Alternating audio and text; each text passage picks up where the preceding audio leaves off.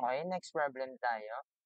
A race car starts from rest and accelerate at a, so given yung acceleration that is equal to 5 plus 2t meter per second squared for the time of 10 seconds. Okay? Then the brakes are then applied and the car has a constant acceleration. So, ibig sabihin, for example, for the time period na time is equal to 10 seconds, yung acceleration niya is variable acceleration na 5 plus 2t. So, initial natin 0, starting from this, ibig sabihin ang initial velocity, 0, and then this is our final velocity. And then, yung final velocity natin na yan yung magiging initial naman natin, yung naging constant na yung acceleration na negative 30 meter per second squared. Okay lang? Tapos, at until comes to rest. So, ibig sabihin, V2, ito yung V1. Gawin natin ito V1. V2 is equal to 0. So, paano natin kukunin yung velocity final? So, meron tayo dito ang variable acceleration. A is equal to 5 2t. Si acceleration, di ba, formula natin is dv over dt. That is equal to 5 plus 2t. Then we have the variable separable. dv is equal to 5 plus 2t dt. Then integrate. So, ang initial velocity natin, 0. No? Pwede natin hindi. V is equal to 5t plus 2t squared over 2 or simply t squared plus c. For the time is equal to 0, the initial velocity is 0. So we have c is equal to 0. So our velocity is equal to velocity equation. We have 5t plus t squared. Okay? So ngayon, para makuha natin yung velocity 1, that is the velocity at 10 seconds. So we have 5 times 10 plus 10 squared. So magkano yung V1 natin? So ang magiging V1 natin, kung i-calculate,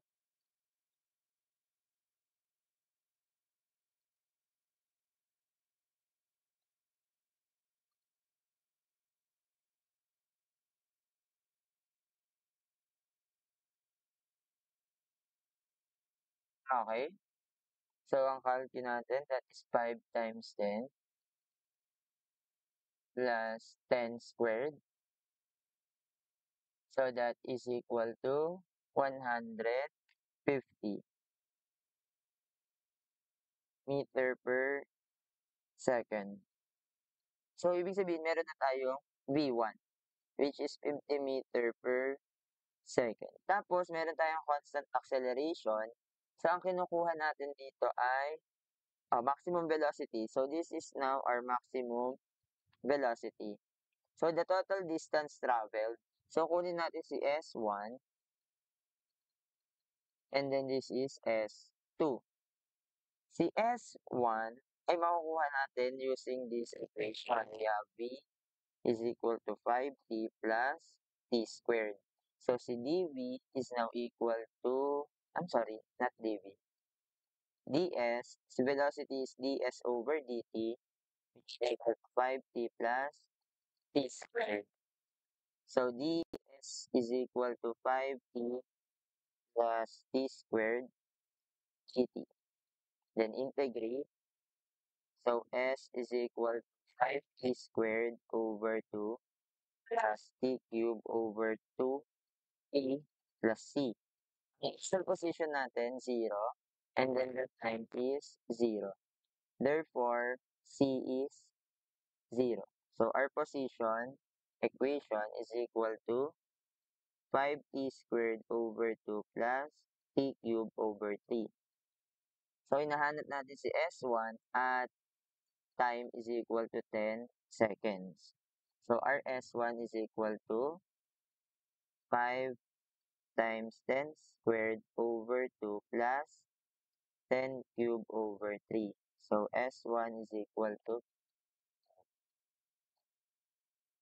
5 times 10 squared over 2 plus 10 cubed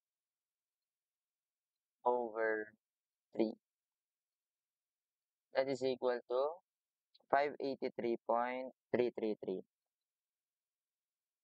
So, ibig sabihin, ito yung S1 natin, tinravel natin using the acceleration equation. And then, kapag meron na tayong constant acceleration, sasolve na natin si S2. No? So, pwede yung Vf squared is equal to Vo squared plus 2as. So, ang final velocity natin, 0 kasi doon mag-i-stop. And then, the initial velocity is 150 meter per second minus plus 2 times negative 30 times S2. So, our S2 is equal to 150 squared over 2 times 30. That is equal to 375 meters. So, ang total distance traveled is equal to S1 plus S2. So, S total is now equal to 375 plus 583.333. That is equal to 958.333 meters.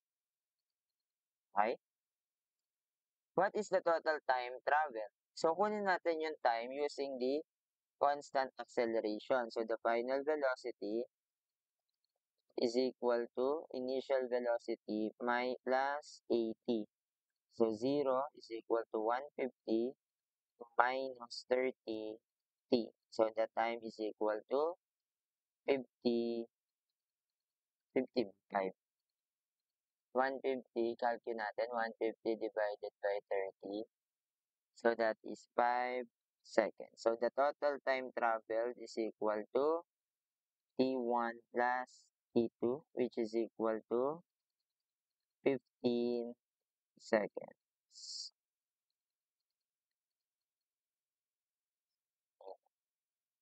So, ayan, sige, give you time to copy.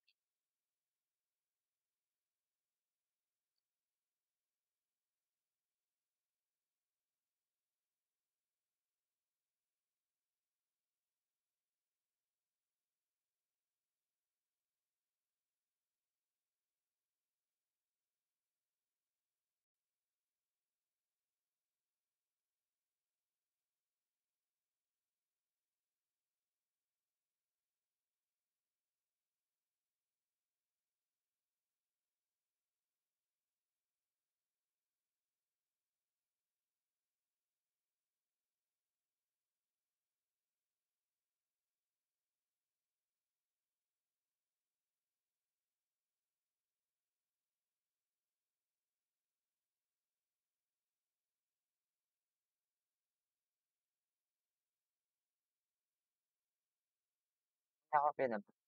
Sorry.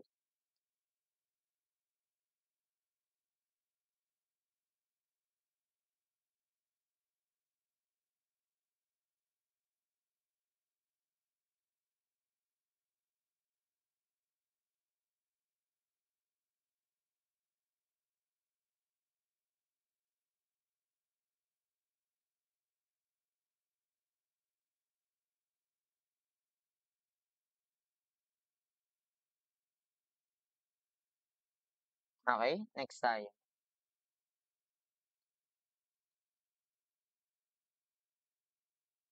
Hello? Baka kasi nawawala na. The next number,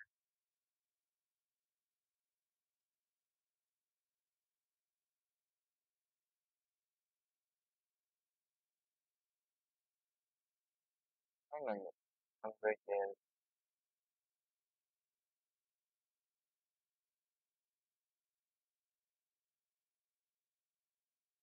Number 12, a particle moving along a straight line such that its acceleration is defined as a is equal to negative 5b.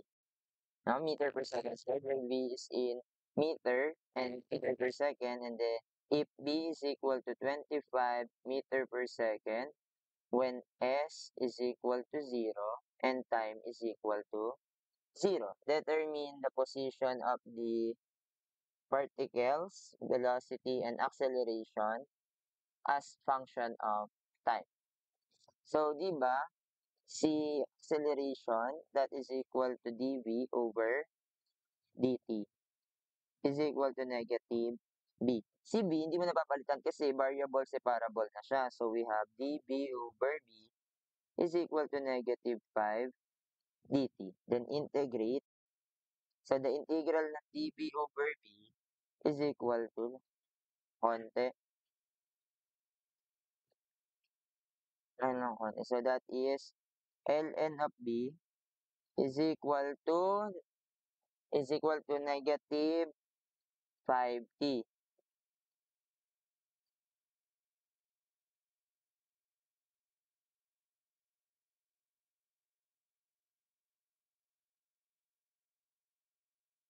Then, syempre, plus c.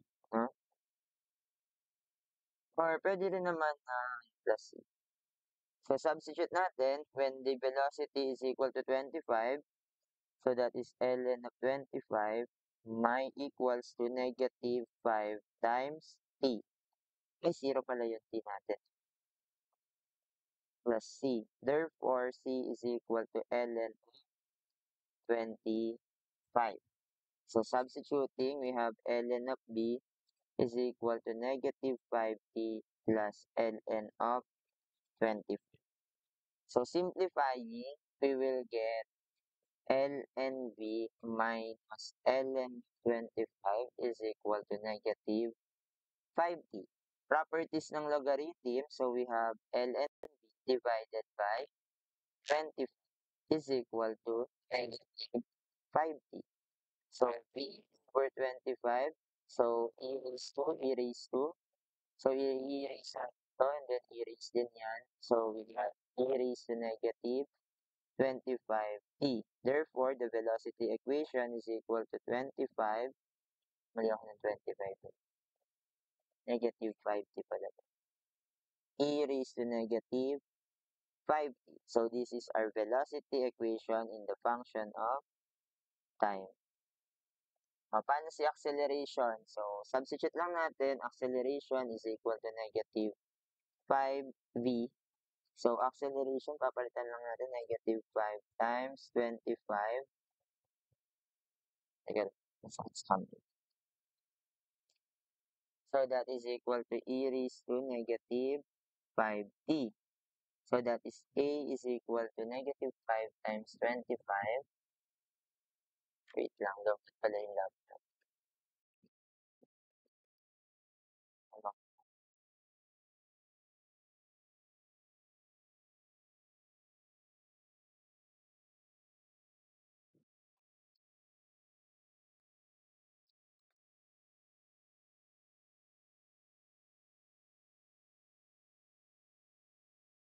Ayan, a is equal to 25 times 25.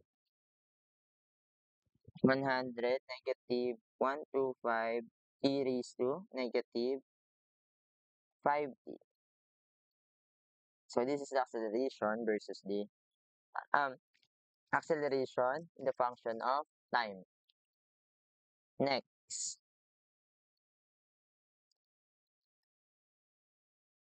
So, to solve for the this distance,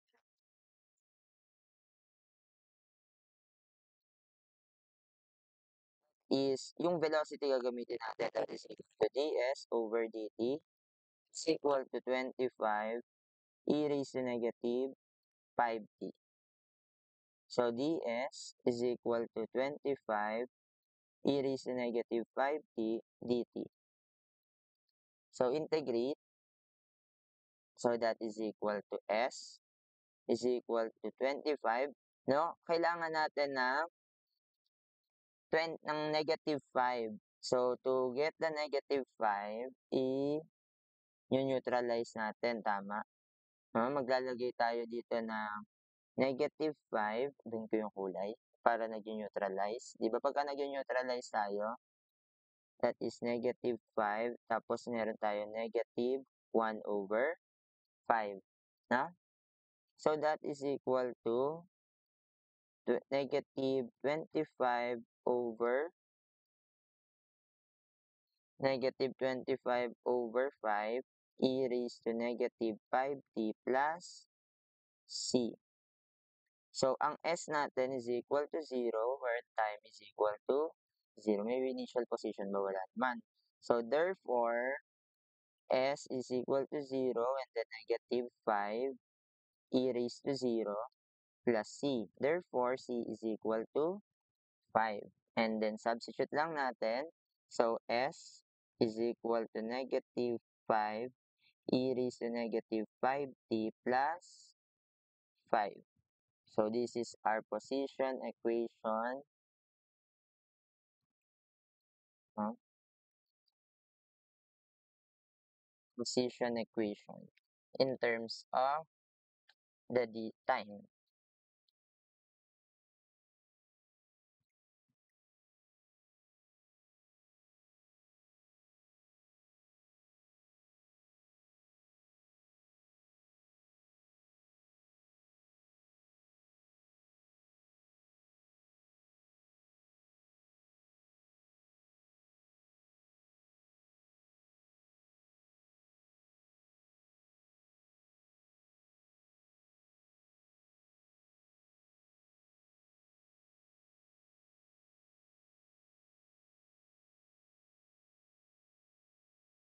Okay?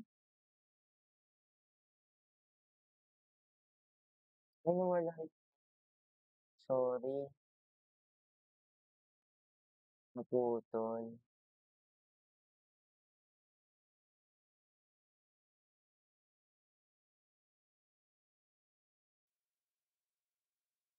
Okay, sorry ulit. Naputol dito sa may velocity.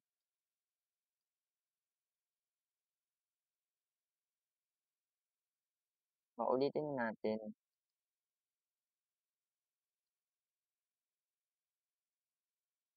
Yung pag velocity equation ata naputol. So, yung velocity equation yan.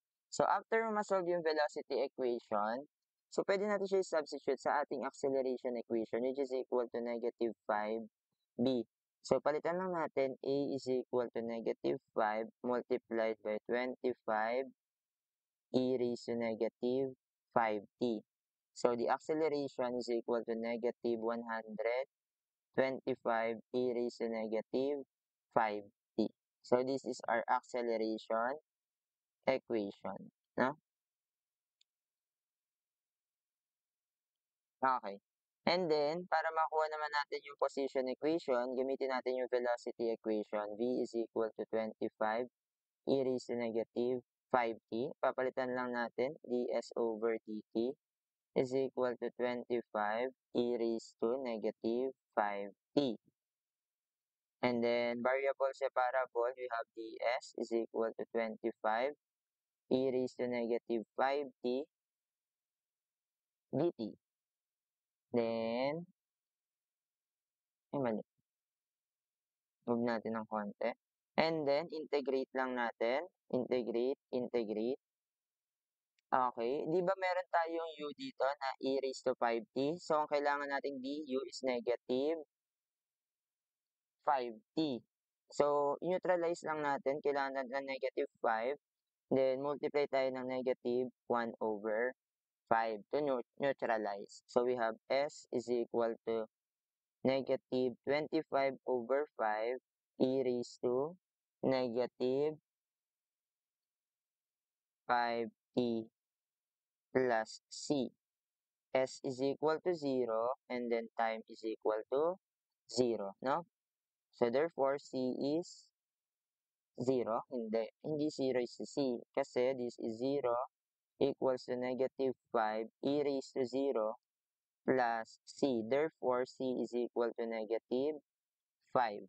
Then substituting, so our position equation s is equal to negative 5 e raised to negative 5t minus 5. Ay hindi, positive 5 no?